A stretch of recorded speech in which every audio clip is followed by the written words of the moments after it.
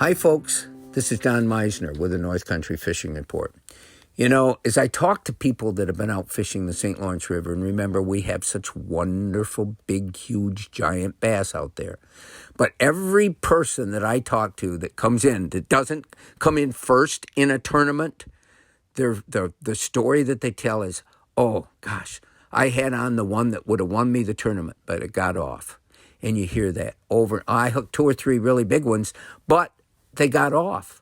They got off. Well, number one, when you're fishing smallmouth in the St. Lawrence, you're using much lighter lines than people use in other parts of the country where they're going after largemouth bass. They're using heavy braids and they're fishing in thick weed beds and so forth, and they can haul the fish out. When you're drop shotting, when you're fishing the clear waters of the St. Lawrence River, these anglers are using spinning rods with light line. And the light line enables them to get their lure where they want to get it. It enables that lure to look natural in the current.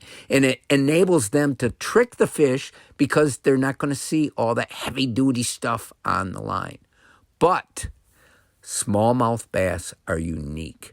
Number one, they fight harder than almost any fish. So as you engage them in battle, they're often going to win because they got all kinds of techniques of getting the hook out of their mouth. One of the greatest techniques a smallmouth will use, it will immediately head to the nearest cover, the nearest rock ledge, the nearest tree, the nearest branch, the nearest anything that's in the water.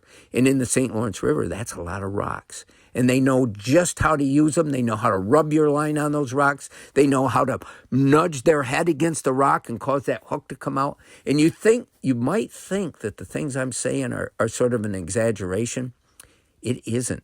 These fish are masters of the battle. They are the top athletes in the underwater world.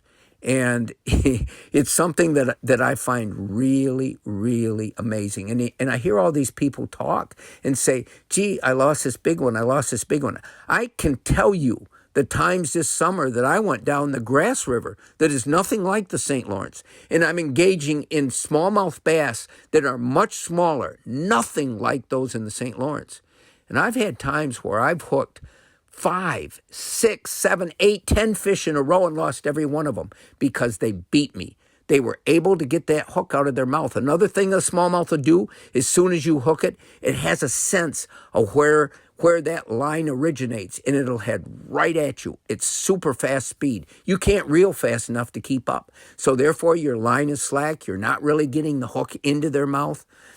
There's a lot of reasons why smallmouth bass are such a great quarry to go after and are such a great champion of winning those battles. And so I don't care who you are or what tournament you're in, you're going to tell the same story that all the other people tell, the one that got away. Until next time, folks, this is Don Meisner with the North Country Fishing Report.